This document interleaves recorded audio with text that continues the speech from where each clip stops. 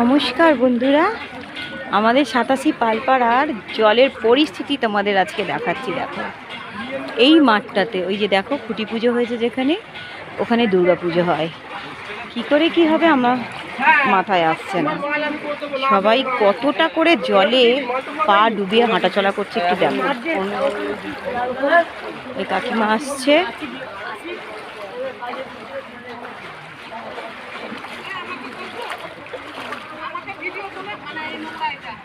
ওই তো বলছি কতটা জলের মধ্যে পা ডুবে যাচ্ছে, খালি অবস্থাটা দেখুন। কোথায় পা দিচ্ছে বুঝতেই পারছি না। হ্যাঁ, কোথায় খানাখন্দ আছে কেউ জানেও না। আর চারিদিকে তো নোংরা ভাসছেই। ওই ছেলে দুটো স্কুল থেকে ফিরছে, দেখো কি অবস্থা। আমরা পুরো জলে ভাসছি।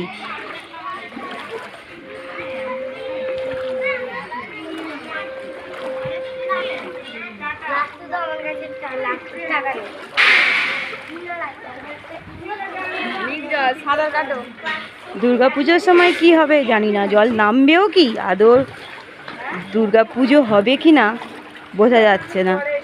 তবে এখানে বেদি হওয়ার কথা ছিল, এই জলের পরিস্থিতির জন্য হচ্ছেও না। সেই জন্যই প্রশাসনের দৃষ্টি আকর্ষণের জন্যই আমার এই ভিডিওটা করা। দেখো কি অবস্থা, কত জল।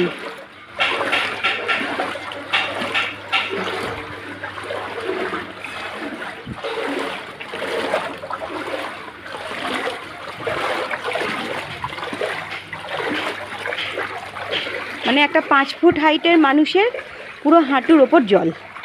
এবার আন্দাজি করে নিতে পারছো কতটা জল জমে। তাও আজকে বৃষ্টি হয়নি, নামারও রাস্তা নেই আমাদের এখানকার জলের। এই দেখো বন হয়ে আছে, আগাছায় আরও ভরে যাচ্ছে। এর পরের পরিস্থিতি কি হবে জানি না। দয়া করে প্রশাসনের দৃষ্টি আকর্ষণ করার জন্যই আমার এই ভিডিওটা করা।